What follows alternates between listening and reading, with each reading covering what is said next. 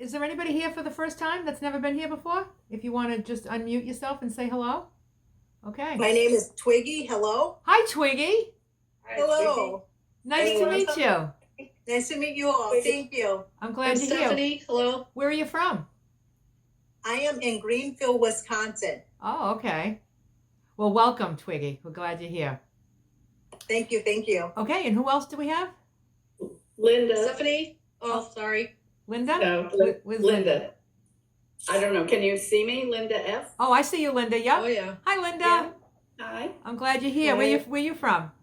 Well, most of my life, New Jersey, but I now live in Ohio because I have a grandson here, and I have to be here. Well, of That's course what you I have say. to. Well, I'm glad you're here, Linda. Thank you. And who else? Hannah? Did I hear you, Hannah?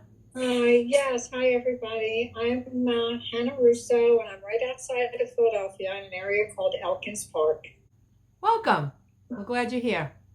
I am too. Thank you. And did I hear Steph? Did you? Yep. Yeah. Yep. Hi, Steph. Hi. And I see I'm you from from Nebraska. Yeah. Welcome. Omaha. Welcome. Oh, Thank you. Welcome. We're glad you're here. Thank Sue? you. Sue? I'm Sue from Illinois, Wisconsin border. Yeah. And I'm happy to be here. Oh, good. We're happy to have you, Sue. And is there anybody else here for the first time? No, first time. You, Rose? Is that you for the first time? No, I'm here for the second time. I was here last week. Oh, well, welcome back. Thank you. Shall I read? Sure. Hello and welcome to Lulu's Way, Healthy Food, Healthy Life. My name is Barb and I am grateful for the opportunity to be your host this evening. In order to keep this meeting free from distraction, we ask that all in attendance please mute yourselves unless you are speaking. We also ask that you keep the video mode turned off if you are doing anything other than sitting and participating in this meeting so that we can minimize distraction. I'm just thinking of Sue being upside down. I'm sorry. I was giggling about that. In this community, we gather to support, encourage, and inspire on the benefits of nutrition, weight loss, wellness, and the joy that comes from choosing to serve yourself well. We are not medically trained, nor do we have formal training in nutrition. We come together here for the sole purpose of providing support, sharing experiences, and promoting a healthy lifestyle. It may be wise to check with your healthcare professional and with any dietary suggestions or advice you receive from this group discussion, especially if you have health challenges. Individuals in this group may have different ideas on how to eat healthy. Just figure out what works best for you and do it your way. All right, Lulu. Okay. How about that? That's good. Thanks, Barb. You're welcome. Okay, so tonight we're going to continue our series on having featuring speakers that have been following the food plan, have been doing very, very well. And the next on the roster is Liz from Florida. Hi, Liz. Hi, how is everybody today? So yeah, I'm originally from New England. I live in Florida now, but I'm from Maine, and I was born in Maine, and both my parents were from Canada. So we were in a community of French Canadians, and French was the first language I spoke until I started school. And that is when I learned to assimilate and I learned English. And so that was really cool. Like I can really empathize with first generation people who come to this country, families who come to this country in the first generation of, I can really associate the struggles and the hardships, and then they overcoming those obstacles and having and they do all of these things for their children, to give their children good opportunities. And I had those opportunities, so I'm really thankful for that.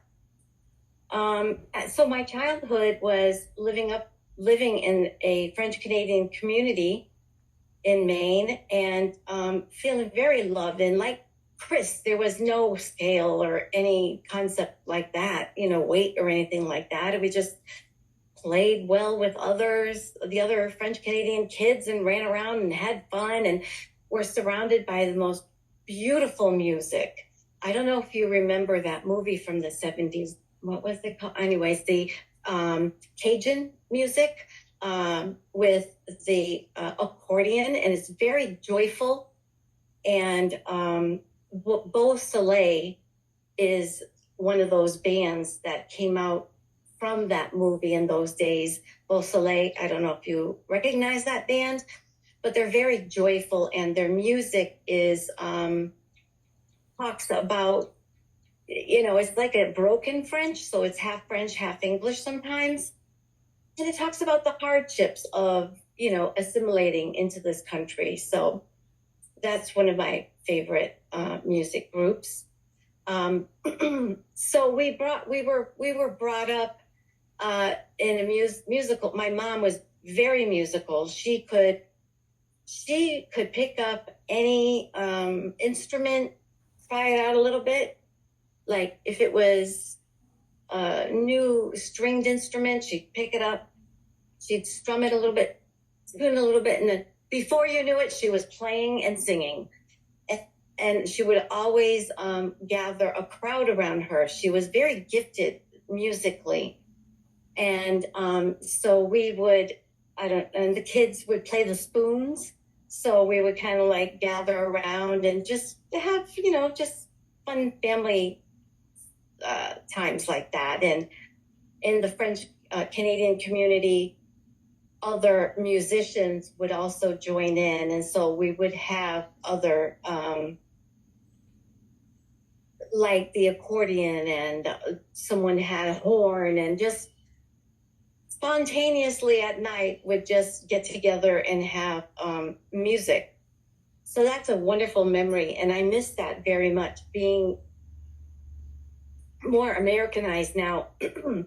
I don't have any French culture in me, in my life anymore. And I kind of miss it. But so I never had any idea that of weight or anything like that. I was just accepted and loved, and my, parents and friends didn't look at me any differently. And until I started middle school, and I was one of the first ones who blossomed. And oh boy, that's a terrible price to pay when you're a girl and you're the first one to blossom, because the girls are asking you all kinds of questions and you don't know what's going on. But then the boys, and I don't know if they still do it, they probably do, or worse. But in those days, they would just make up rhymes and songs and constantly teasing, and it was just never ending. I think I went through all of middle school with a book over me, just like this, walking down the hallway or going to with just a book like in front of my chest area. Because of the teasing I had. And I didn't really have a weight problem at that time. But I could see when I look back in high school is when it started, probably around, puberty and more social things going on with friends, and started eating the more American tradition, standard American diet, like everyone. I wanted to be like everyone. It was very important for me to be like everyone. And so I ate like them too. And I did start putting on a little bit of weight, but nothing that was out of, it just made me more voluptuous. It was more attractive. I was more voluptuous. So that wasn't good, but it wasn't bad. And so I would try out with my friends for sports. Like I tried out softball and volleyball and track and swimming and dance squad. I remember practicing with my friends when we would practice for the tryouts on the dance squad. And I just would go home and practice too. And I never made any of those teams. And I would have crying bouts, being so disappointed. Why can't I make any teams? My friends are on teams. I am not on any teams. And then my mom would remind me, well, you're on academic teams. And that's where your gift is. And younger sister, who is 16 months younger than me, she was more like my mom. So she danced and she would win competitions in dance. And, I kind of felt left out, a little jealous of that. But my mom was really good at showing me the path that would make me happy, because that's where my gift was in academics.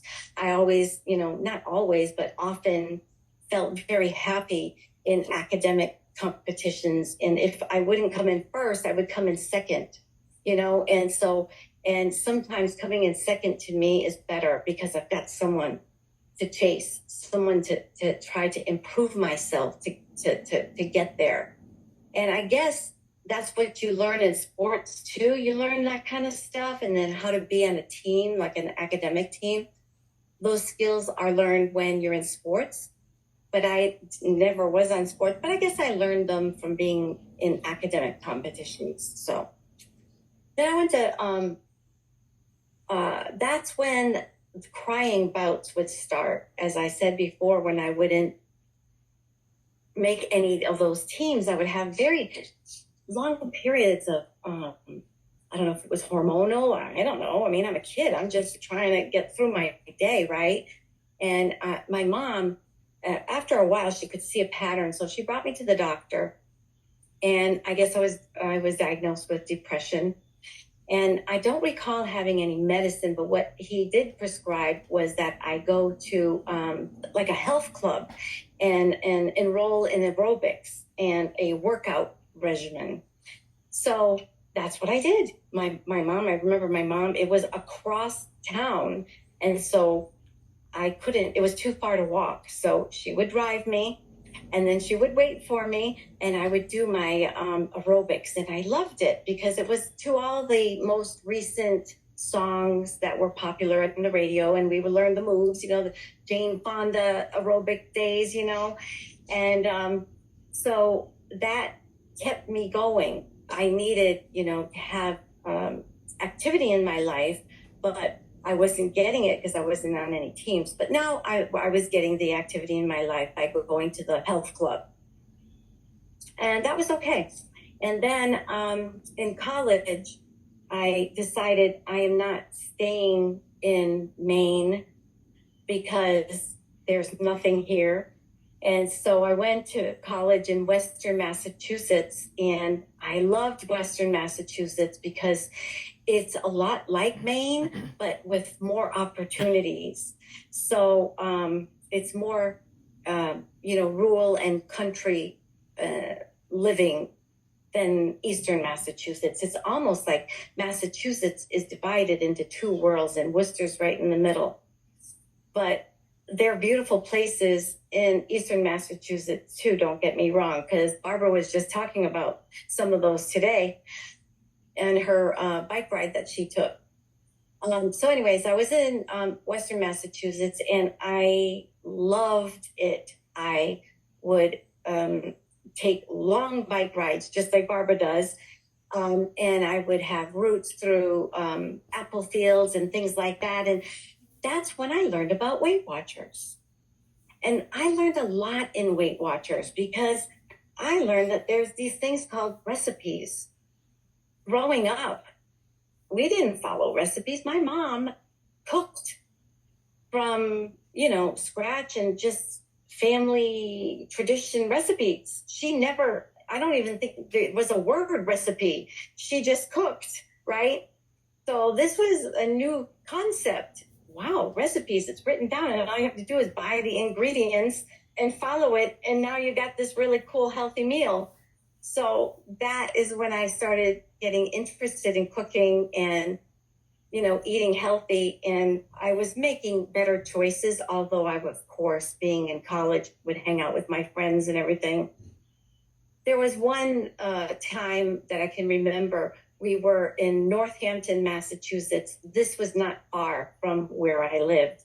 And Northampton, Massachusetts is known for, like some elite colleges are in that area. So they have very good restaurants there.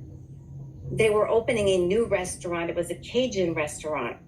And I remember waiting with my friends for like an hour or an hour and a half outside in this long, long line of people waiting for our turn to get in and try this new cuisine that was going across the country, this Cajun food. So I look at the menu and the descriptions of all this delicious sounding food, and I ordered something called chicken etouffee. And I said, okay, you know, and everybody, we tried different things so we can each taste, you know. And so when I had the first bite of this fish, chicken etouffee, I said, huh? What? I was brought up on this, huh? This is what my mom makes. This is chicken.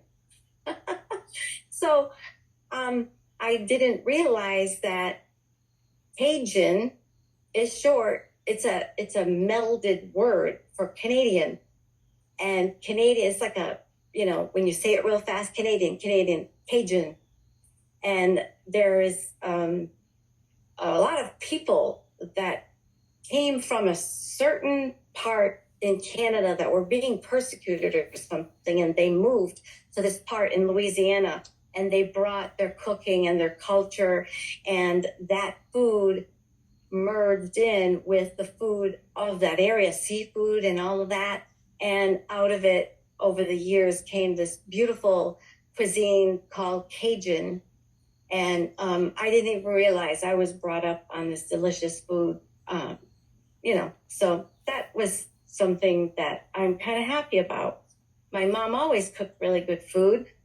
I didn't know it was like this gourmet food or anything like that. It was just our food. So people who have they're brought up with their culture and cooking and everything and different things like that probably can relate to what I'm talking about. Because when we're young, we don't realize it. Then at least I was in high school, I didn't appreciate it. But when I got to college, I began to appreciate it. So I was probably maturing a little bit more and appreciating the part that I was, you know, what I was brought up with. The other thing that I started to recognize was, never knew this before really, but wow, my father he wasn't normal. He was an alcoholic. And I never really realized that. So that started to me on a journey to try to be understanding, but understanding because I was angry, right? So I was in college, I was young, in my young 20s, and I was angry that I didn't have the kind of father that all of my friends seemed to have had. And come to find out it's because he was an alcoholic. And these bouts of crying that I would get were probably a way of me trying to process what was going on. There wasn't any violence or anything. He was just very non-participant in our family. And so he would be home and drinking, but he wouldn't participate. But my mom made up for it with the joy that she had. And we did all kinds of things with her. So, and my father would just stay home.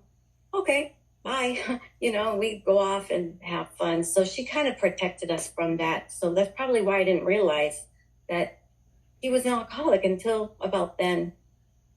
So when I was in, so I continued my aerobics at the health club. That was such a popular thing to do. I don't know if you remember that song, Let's Get Physical by Olivia Newton-John. And she's wearing a leotard and they're at the health club, you know, doing the aerobics and all. So that was kind of the cool thing and the fun thing to do. And I did that. And then flash dance, the days of flash dance. There was a workout video to that. So I worked out a lot. And so I still ate the standard American diet, but you know, a lot of times I followed Weight Watchers, so I counted points, and I would make good decisions most of the time. Not all the time, most of the time, and that kind of kept my weight decent. After my college, I was so fortunate to have chosen well. It was some professor, I was taking a summer course to see if I would be interested in it, and it was called Basic Programming. And the teacher of that course he said to me, he goes, you've got a knack for this. I said, really? He goes, yeah, you should just go for it. Just go for 4 years and go get your computer science degree. I said, okay, because I didn't know what I was going to go in, right? So, okay, I believed him because he believed in me. So sometimes that's all you really need when you're at that age, to have someone who maybe is not your parents say, hey, you've got a gift in something. You should just go for it.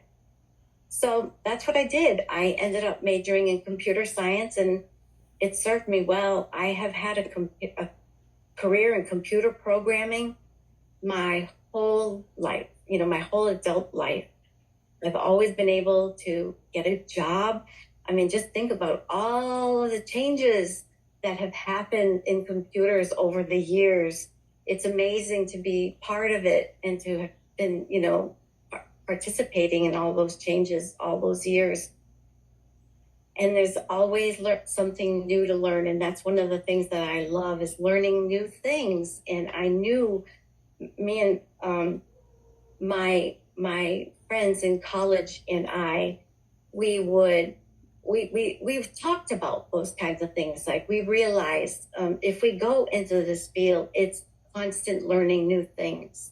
Is that something that we are willing to do? Or would we want to do something that is always the same? We always decided, no, we want to stick with the new changes and we want to be learning new things. So we kind of encouraged each other.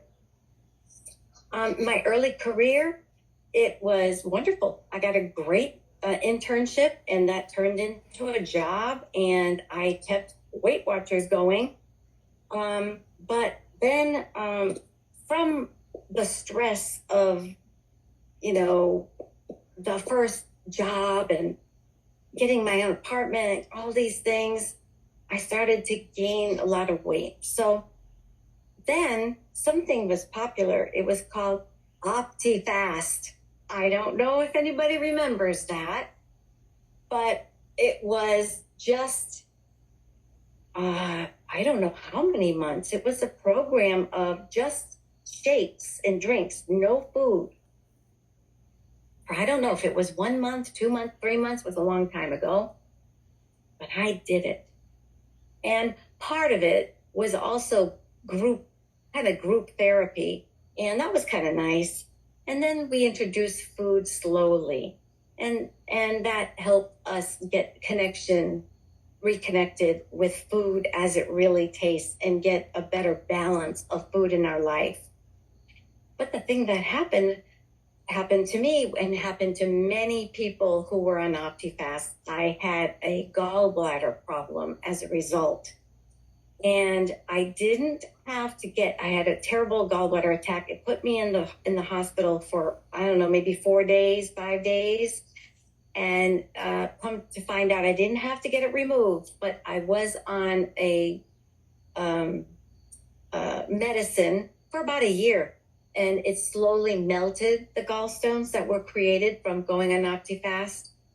And then OptiFast I don't believe it stuck around for long, because there was so many instances of gallbladder problems like that.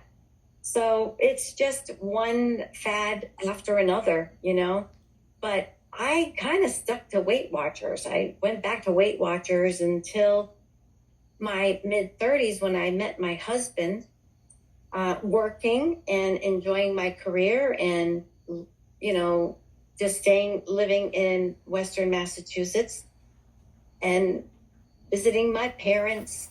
As I'm going through my 30s, I am beginning to not be angry at my father anymore. I'm beginning to process it better. And I'm beginning to learn what my faith teaches me, what I've been brought up in my faith, which is forgiveness. And that took some years, but I did. I forgave my father, and that released a lot of those crying bouts that I would get.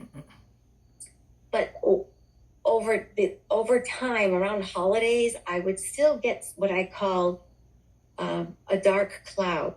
I would get this feeling of a dark cloud over me around holidays or long weekends. And I had not figured that one out yet. So that's kind of when I'm working and on the holidays going up north to visit my family, that's when I would just eat whatever I wanted and not follow my Weight Watchers plan.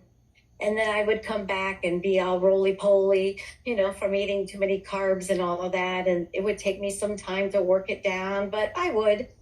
And the dark cloud would go away and, until the next holiday. And then the dark cloud would come again. So, I don't know how to explain it until we get into the story a little bit more. Then I met my husband in my mid-30s, about 35 years old. And he was from a different part of the country. He's from New Mexico. And I was just so enthralled with that beautiful state. And he traveled. And he traveled internationally. He installed printing presses. He ran jobs where they would install printing presses. And I thought that was really cool. And we got to know each other. And we were older. And so by then we had dated lots of people and we kind of knew who we didn't want. But when we found each other, we knew that would be a good choice. So we married that following year. And we moved to Florida because I asked him to not be on the road anymore. When we were talking about marriage, that was important to me. I'm a very roots kind of person. And he found two jobs. Hey, Liz, So can I interrupt you for 1 second? Can we just say maybe 5 more minutes? Oh, I'm sorry. Is it going too long? Oh, just 5 more minutes would be perfect. Okay. Thanks. Yes, I certainly. Oh. Thank you. So we moved to Florida, and I had a hard time conceiving. And so what happened was I was diagnosed with hypothyroid, and that was a problem that kept me from conceiving.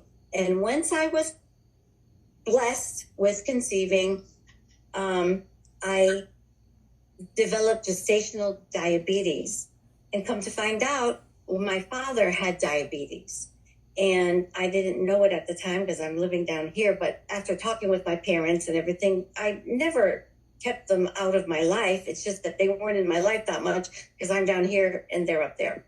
So I developed gestational diabetes, and they say very often it goes away once you have your baby. And that's what happened to me. And I said, like Scarlett O'Hara, as God is my witness, I will never develop diabetes. So I went back to Weight Watchers. And as I got older and going into menopause, Weight Watchers wasn't working anymore. And I started gaining weight more and more and more. And I'm starting to learn about menopause and not knowing too much about it. And they're saying, oh, it's so hard to lose weight when you're on menopause. So I learned about this thing called Atkins and started learning about that. And that really kept my blood sugar good. And it didn't take my weight off. I stayed at 200. My highest weight when I was pregnant with my son was about 240 pounds. And I brought my weight down using Weight Watchers and working out to about 180. But I was very active And so I was happy with that. I didn't care about weight too much. I cared about lifestyle. And so just 180 was fine. But I was creeping back up with menopause, and I never could get lower than 207 pounds. It was always 200, 207, around there. However, my blood was perfect. My doctor said, everything's good. You're not pre-diabetic. You're not having any problems with any kind of anything. And so I thought, well, this is the best I can do, and I stayed eating that way for 10 years because I truly believed that that is what I needed to eat, to a point where I was very strict. And that's why I loved Lulu so much, because when I started watching Lulu, she's very strict. I was very strict with what I ate because I never wanted to develop diabetes. So then something happened. I was preparing for Lent, and the small still voice within me talked about give up bacon for Lent. And I couldn't, what? Give up bacon? Bacon is what kept me going. Because when you're on low carb, you can have bacon. And I use that as my dessert, 2 slices of bacon. So I said, okay, I love you, Lord, more than I love bacon. So I gave up bacon. And as I was starting my Lenten devotion, which is just in preparation for Easter, it's just extra prayer and almsgiving and just extra meditations and things like that, I was curious. I said, well, what the heck am I going to do now that I can't eat bacon? So I started getting curious. And that is when Lulu came on. She came on the video with a small apartment, kind of how you change things around. And I was watching van videos, and this came on. And then you started talking about how you eat. And I was so interested in that.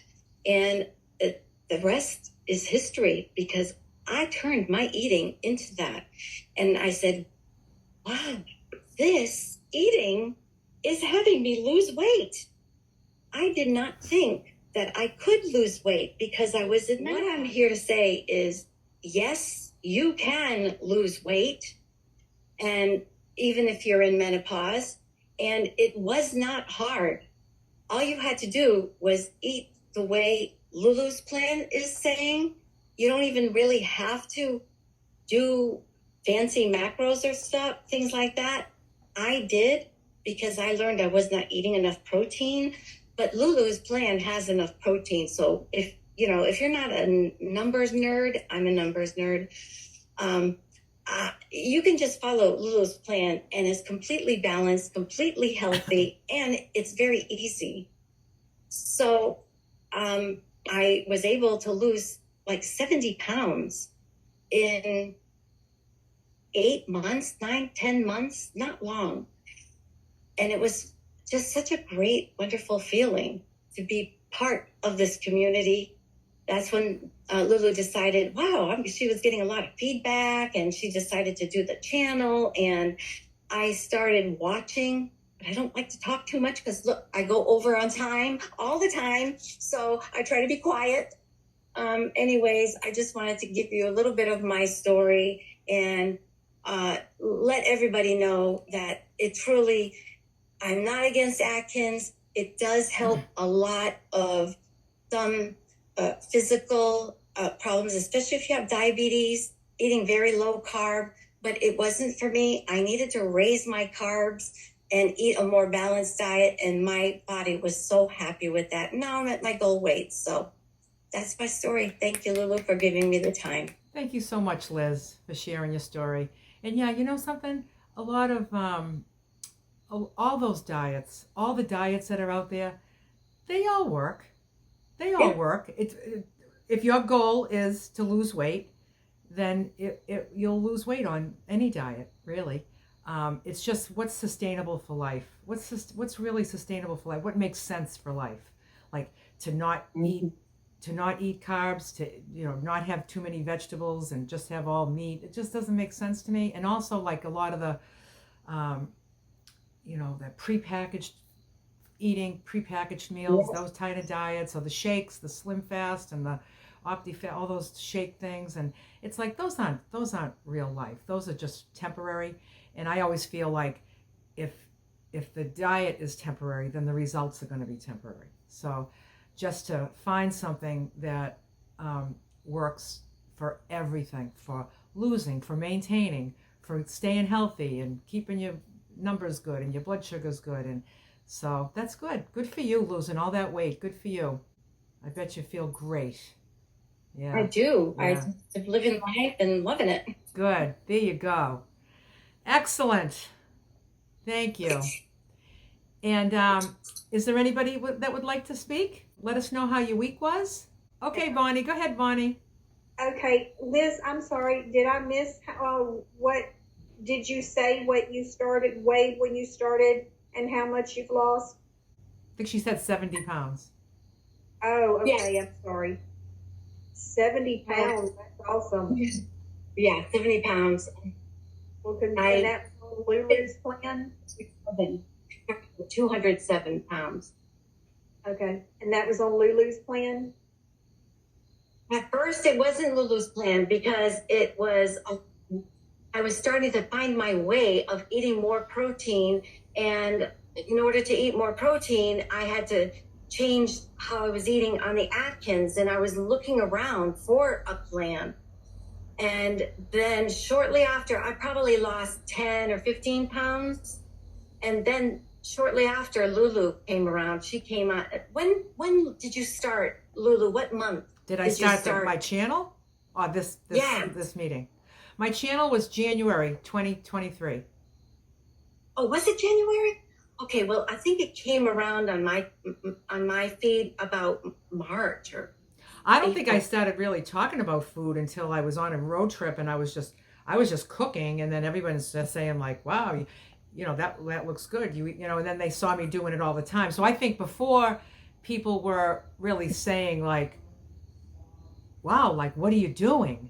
I think it was probably more into the summer. It was probably like last summer, where, you know, people saw. Made it available, yeah. People were kind of shining a light on it because they were seeing consistency, and that's kind of what you don't always see, and that's what consistency feels really, really good, you know, to just keep doing what works, you know. Did you want to say anything else, Bonnie? Congratulations, good work. Yeah. If your body signals that it's happy and liking it by giving you good numbers at the doctor's office and health, and also the scale, it's like you got to go with it. You got to run with it. It's like, I'm not changing anything. My body really loves this. And I was just surprised. I kept I kept membership in my club for like 6 months, paid membership for 6 months, because I couldn't believe that it was going to last, you know, because I was just so believing, because I was doing it for 10 years. I believed in Atkins. So, but then I you know, my body, you know, Was saying enough is enough. Yeah. It's funny. I went to the chiropractor today, and I just go to a chiropractor. I found a local chiropractor. I feel like he's like my doctor, you know, and he just like, you know, he just tweaks me, you know. Anyway, so when I was on the table, he was just like, you know something? He said, if so many of my patients would only do what you're doing, he's like, my God. He's like, you know what I see every day? He says, people come in, they're just so overweight, and they're not taking care of themselves, and then they're expecting me to make their knees feel better. It's just like, there's only so much I can do, you know? So he's doing his magic on their knees and trying to make them better, but then now these knees got to carry around all that weight, you know? So, you know, he's just like, you know, what you have is really special. And I thought to myself, don't I know it? Don't I know it? You know? I know. I know. And every day that I follow this food plan, and I continue keeping promises to myself, it's just every day is a good day, you know, because I can just feel really good. But my knees, I told him, I said to him, I don't know what's wrong with my knees. They're just like they're just a little funny. And nothing that it's like I'm going to be limping or anything. And I said, do you think it's because I'm getting old? And he's like, no. He says, I think it's because you just recently started working out with the trainer and you're just doing things. You're just challenging yourself. But I don't feel injured. Like, I don't remember any injuries happening. But I just know that, like, whatever's going on, just these little tweaks that he does seems to help. And I'm grateful that I'm not getting these little tweaks and expecting miracles if I was 100 pounds overweight like I used to be, you know? So it just, it just feels good. One thing I noticed over the years is that there's a lot of marketing that tells us we don't have time. We don't have time to nourish ourselves correctly. We don't have time to cook. We don't have time. And we believed it. And I don't think that's true. I don't think it's true that we don't have time. I agree with you. Yeah, we have so much time. It's just, what are you spending your time doing? If somebody says to me, I don't have time to cook, I'll say, how many TV shows do you watch a day? Because I'm not asking you to watch none, although I watch none, but doesn't mean everybody else has to watch none. You just take one show off there. You go in the kitchen and take care of your business and get things ready for yourself. Because if you have time to watch TV, you get time to cook, And so you got to really think about, what am I making time for? Because I was always that victim of no time. I spent a lot of my life like, oh my God, I don't have time for anything. But I had time to overeat, and I had time to drink, and sneak cigarettes. I had time to do that shit, It's a shame. I think that restaurants and all of that, and the fast food industry and the prepared food industry have fooled us into thinking that we don't have time, so we have to buy those things. And after a while, when you hear it over and over after so much, you start to believe it. Yeah. Proofs given to us through commercial, because if people are doing, or social media, because if people are on that, let's make healthy eating cool. Well, that's what you're doing, Lulu. You're doing your own little. It's cool, isn't it? It's cool. Everybody thinks that eating healthy is being boring, but I think that's what people saw. It's just like, wow, she really eats healthy all the time, and she has fun. It's like, wow, maybe I can do that too, Sherry. Hi, everybody. Hi, good Sherry. To see you all. How are you? I'm good, thank you. I just had a short little funny thing I wanted to share with you all. I had family here from out of town, from all sorts of places, all in town for August and off and on. And the last one family member just left September 3rd. And while they were here, everybody was commenting on the way I'm eating. Yeah, commenting in what way? Well, some were really good and very supportive. Most people were, wow. And I made up plates for some of my family members because they were curious, and I do this and I do this, and I weigh it, and that was really fun. But my sister-in-law said, it seems pretty extreme to me. And I found myself defending this. Ooh. And I'm saying, well, she's a real candy holic, and she takes pounds of candy with her wherever she goes. And I said, I know, but 16 ounces of candy seems so extreme to me. And then I realized I was defending, and I remembered saying the same thing. When I first was learning about this food plan, I was going, oh, it just seems so extreme. Yeah. And now I am, it's what I live by. Yeah. Yeah, it's like, it is extreme. I mean, it is It's so different. It's extremely different than what most people do.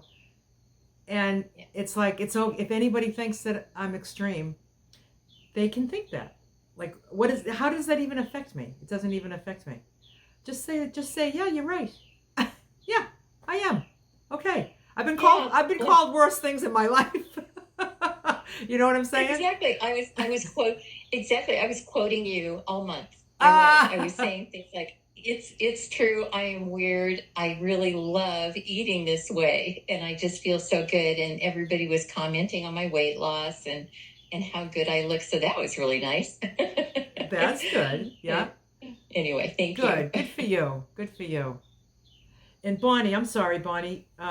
We never finished with you. Okay, no, that's okay. I'm circling back.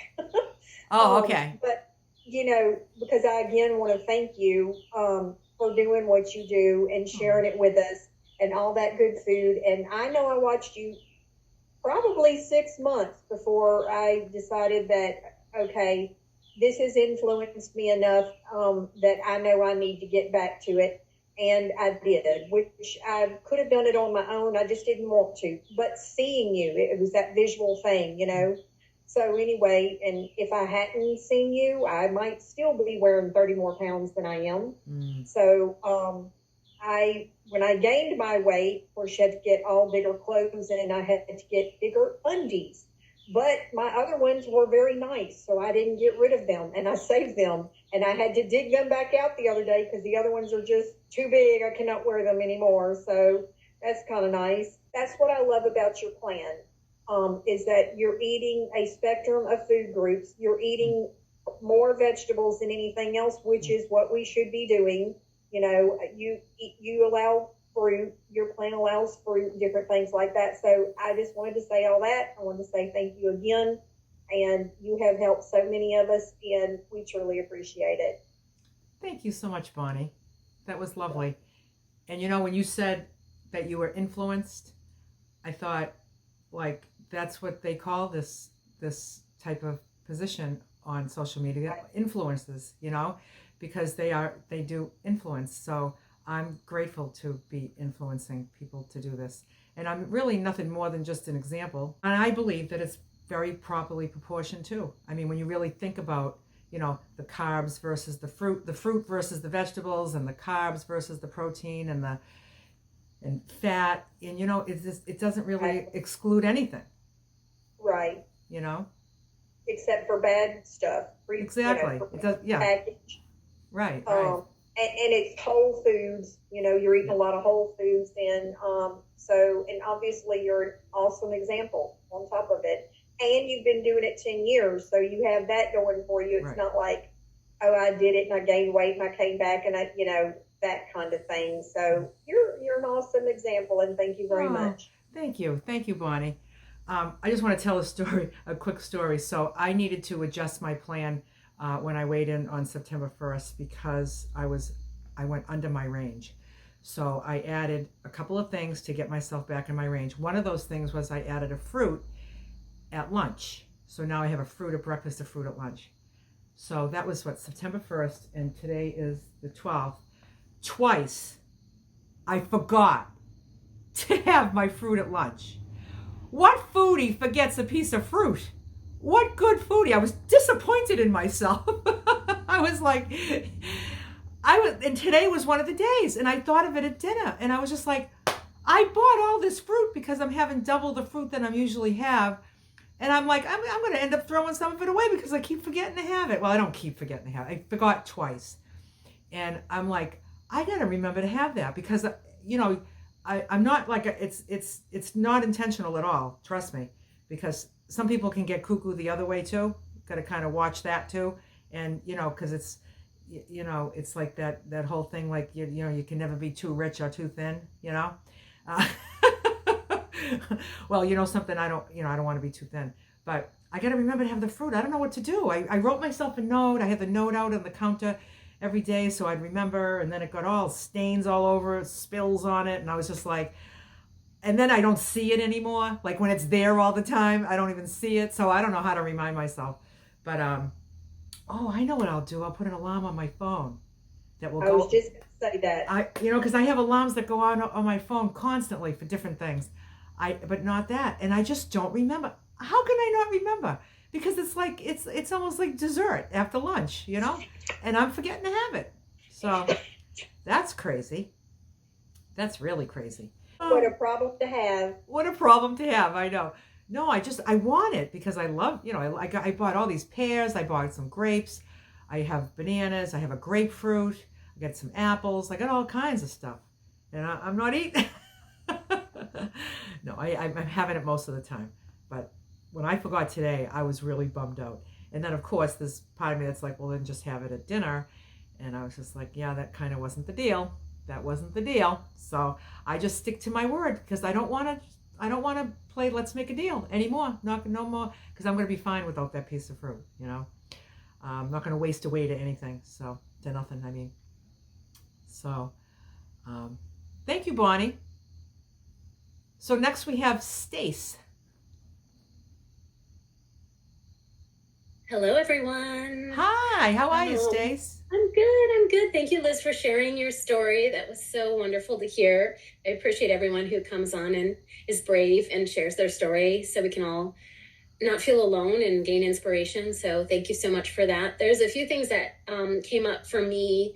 I'm still navigating like what's Stace's plan, which I'm struggling with maybe a little bit of information overload. And so I'm trying to, and also a variety of health issues. So I'm trying to see what's consistent. And what's always consistent is vegetables, clean proteins, and healthy grains. What is always excluded is sugar, processed crap, and the easy, quick, I've never been really, I shouldn't say that, maybe back in the day, but I'm not really a fast food person unless it's vegan. And then all of a sudden everything becomes much more interesting. I know Lulu had mentioned about being a junk food vegan. And I used to be so like, oh, well, I didn't have that, I'm so good, but I'm going to go replace it with something vegan. And it doesn't serve any purpose because it's, the same problem. But a couple of things that came up for me, and I don't know if I've ever mentioned this before, I've only, shared a couple of times, is that I always remind myself that food is fuel, and not every food, like some people talk about moderation and you can have a little bit of everything. I'm not going to put, something that makes my car not run into my car. So why would I put something into my body that doesn't make it run effectively? And so I have to define what is food for me, because people always say, oh, no food is taboo, no food is evil. I'm like, that's fine, you can have that belief, but I have to decide what is poison to my body and what is fuel. So I'm constantly reminding myself of that. And then I did also want to mention, just for anyone, just as another resource, that there is a lot of current studies now that are encouraging a more predominantly plant-based diet for reversing type 2 diabetes. There's been, Atkins was very popular, and the high protein is still very, very popular and works for a lot of people. So I'm not saying don't do that if it's working for you, but there is a lot of new studies showing that if you can, again, eat very close to the way that Lulu eats, that it's very good for like cleaning off any sludge on those receptors to get that insulin into those cells. And so anyway, just putting that out there, there's and that's one of the programs that I was looking at that was exciting to me. And it's very similar. It's called Reversing Type 2 Diabetes. And the science behind it is really compelling to me. And I love science stuff. So just putting out there, if somebody's, feeling scared, about incorporating so many vegetables in, that they have some information if anyone's interested. But if what you're doing is working for you, as Lulu says, if it's working, keep doing it. And if it's not, then look at maybe some ways to tweak it. And then the other thing is when Lulu just said, let's make a deal, and she doesn't want to play the game anymore. That is like, I'm so good at trying to game the system. Like, give me a system and I'll try and game it.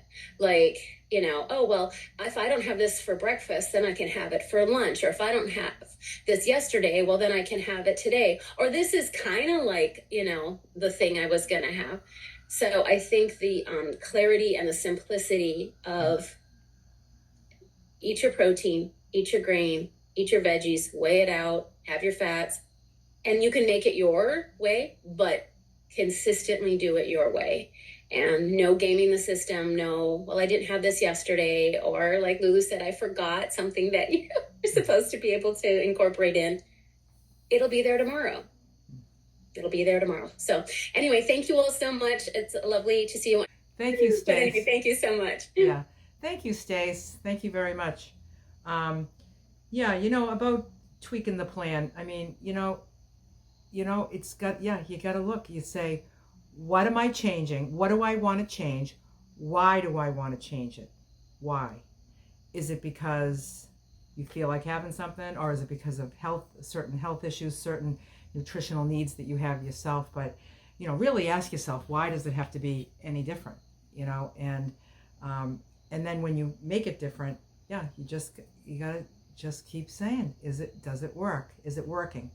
And it's not all about just losing weight. Am I feeling good? Am I feeling good? And, and it is about the weight, when the weight is making you not feel good, because weight made me not feel good. So, and like when I see a lot on the Facebook page, I see a lot of people that make these recipes and stuff. And, a lot of people, some of them are spot on the plan, spot on recipes. And I just think, like, I don't have time for that. Like, I don't want that bad enough, So, but if you really want like a waffle or a piece of bread, and you want to fake it out by mixing certain things and cooking things a certain way, so you end up with like a piece of bread that's not really a piece of bread. Like, I just don't need a piece of bread anymore. So that's a gift, because it's like, there's like a freedom in that, So like when people say like what you do is so restrictive, it's kind of like, no, it's kind of like freedom. It's really kind of like a freedom, and somebody mentioned having like a recipe tab on the Facebook page. No way is that happening. Not unless they're my recipes. and I don't have any recipes. I really don't. I just make foods, just separate foods, and there's a lot of and I respect people doing it their way, and they put the only thing that concerns me a little bit is that it causes some confusion to people that are trying to get familiar with my plan. Then they're seeing kind of these recipes that are calling for things that honey, and what I mean, just like, it's kind of like, I think it's just causing confusion. But I'm not going to stop it, because they're doing it their way, so I hope that everybody just understands, and that they'll just ask if they're confused. Just ask, and then I will just say, no, that's not my plan. But I'm not gonna stop being the food police. You know what I mean? Jeez, like, I got enough to do, so, and I hope that the people that are making those recipes, I hope they're working for you, I honestly do. But it wouldn't work for me. A lot of those things I see on the Facebook page, it's not my food, just not my food. And it's okay. So we'll go with Catherine next, from Los Angeles. Hi, Catherine.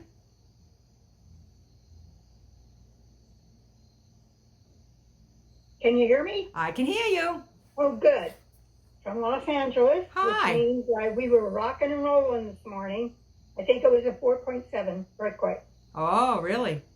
Talk about shaking it up, Lulu. Shake it up when you're around. My question is rice cakes. Yeah. I see your beautiful shaped rice cakes that have whatever you're going to put them on it, and then you take a bite out of it, and it's just a nice, neat bite. My rice cakes crumble. I end up with popcorn instead of a rice cake. How do you do that? Do you get the How do you keep them from crumbling? Do you get the Lundberg ones? Yes, I do. Okay. Yeah, they can be crumbly because they're not stuck together like styrofoam. Okay, so they can be a little crumbly. But it's I don't know, it's like a skill. Kind of like when you take so practice makes perfect. Yeah, like when you take a bite of it. Like when you take a bite of it, make sure your lips are on it so that when you get through the bite, that everything that's going to fall apart in that bite is inside your mouth. If you're just biting it like that, and it's all going to crumble out. More lip. You know, and I never ever thought of that, but I never thought I'd do that. But when you said that, I thought to myself, yeah, I'm very careful. Like every bite I take, first of all, I always put my hand under my chin because I'm expecting something to maybe fall. And then I just keep your mouth closed around it, and it should crumble inside your mouth. Well, you better believe it. Even when it crumbles, not one of those morsels get uneaten. Oh, I eat them all too. I scoop them all up and I put them on top and I stick to the peanut butter. I do that too. Yeah. I want every bite too. But they can get a little, you know, and when I'm at the grocery store, when I buy them, like I go through the self-checkout because I don't like sometimes the way people handle my food. They just like throw things, you know, they scan it and toss it. And it's just like, don't you toss my rice cakes, because those things will just fall apart. With my life. They'll fall apart if they carefully carrying them from the cart. But you know, if you get the other brands, they're not going to fall apart. You could throw them against the wall and they'll still be in one piece. But you know, when you take a bite out of them, it like squeaks. You know what I mean? It's like styrofoam. I don't like them. Yeah. Okay, so good luck. That's let us know. Today. Let us know how you make out. Thank you. You'll be like. Thanks, Catherine. Thanks. Next is Sue. Hi. Hi, Sue. Hi. I just wanted to say real quick that I started watching in June. I watched all the van videos, but then I started watching the food one in June, and I didn't get motivated inside until maybe mid-July. So then mid-July through mid-August, I'm doing the plan, and I'm trying to sabotage myself. You know? Like I have a little something I need to eat this because I'm not going to throw it away. I've still lost 12 pounds as of today. I didn't do the weigh-in because I wasn't sure, you know, what I wanted to do, but I've lost 12 pounds. Nice. With sabotaging myself. So now I am committed, because if I can do that, and it's so easy if you just prepare. That's the whole thing. You know, I don't want anything that I can grab and be like, oh, I'm just going to have this because I'm a little, you know, peckish. I need to eat. No, I'm done with that. So that's all I wanted to say. So thank you, Lulu. Good. You know, when you're done, you're done. So in June, you weren't done. In July, you were done. Yeah. It took me a couple of weeks in July to really get on board. But, and you know, like, you know, I was on board with things, and you know that, and then. I just never, when it's only about the weight, and my whole life it was only about the weight, that's just not a big enough reason to like look good. But when you get, especially, you know, our age, we just want to feel, you just want to feel good. And my inflammation is gone. There you go. And I went to the doctor just the end of August, and everything's looking great.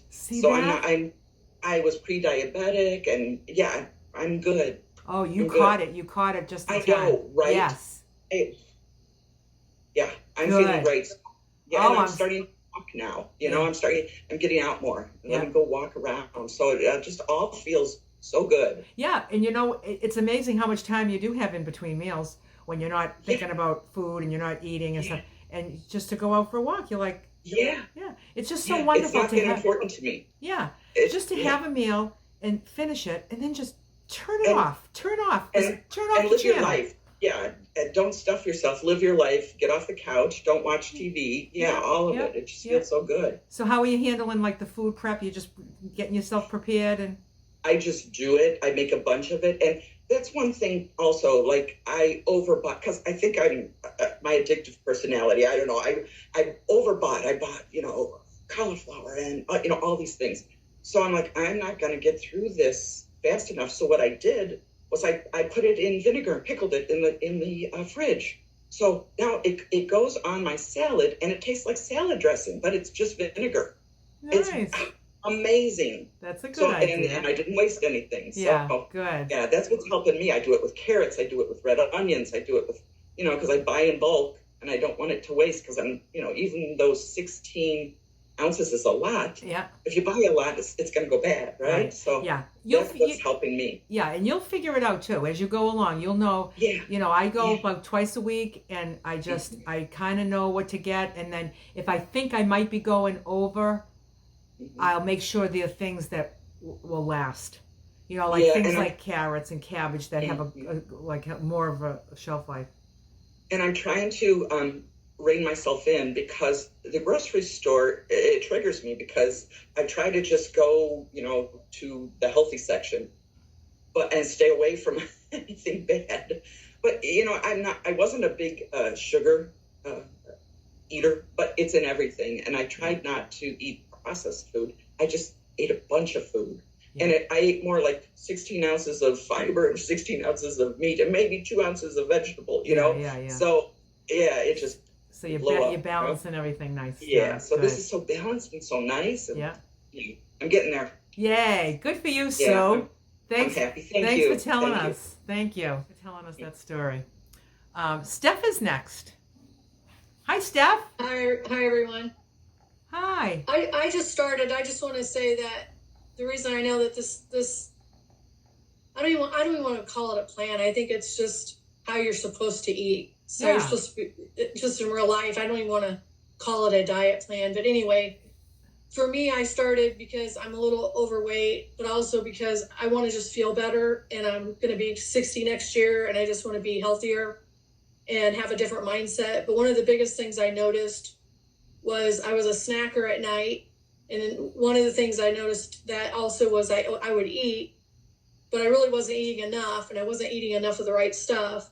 So then at nighttime, at 7, 8 o'clock at night, I would be hungry, and then I'd stuff myself with a bunch of garbage. And also when I would eat all this other stuff, my stomach would just kill me right after I ate it. And I knew that I wasn't doing the right thing. But then after I started eating LULU'S way, my stomach doesn't hurt. And I have better movements too. So that's all I have to say on that. Good. So I appreciate it, Lulu. Good. How long you been doing it? How long you been doing it, Steph? I really didn't pick a time. I've been watching you probably, I don't know, maybe 4 or 5, 6 months now. I started off with the van stuff and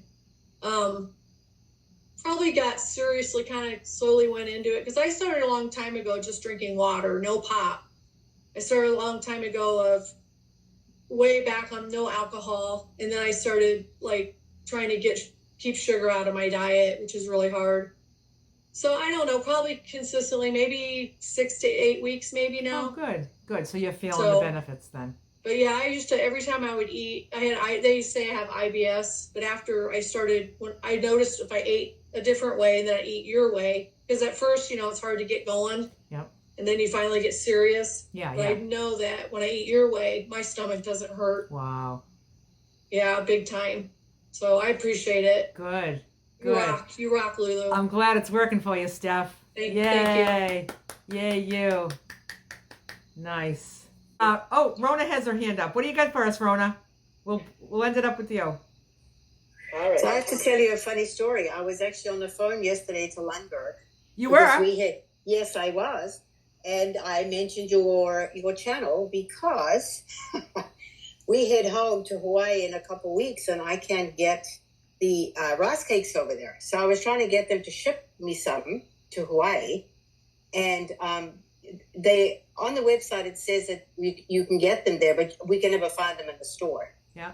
So last year I had them Amazon shipped me 12, and I ended up with 12 bags of crumbs. So Amazon doesn't work to ship me the rice cakes. Oh, yeah. So I was hoping that Lundberg would ship them to me directly. So I was telling them all about you and that they should really check you out because there's so many people that eat the rice cakes because of you. So there you go. I will let you know if I can actually find them when we get home. Otherwise, I'm stuck with no rice cakes. Oh, no. So, which is a real dilemma. Yeah. Yeah, because they're good ones. They are good. They are wonderful. Yeah. So that's all I had to share. Your name came up yesterday. How about that? Yeah. Okay. Thank you, Rona. Okay, is it time to dance? It's time to dance, and this one goes out to Sue.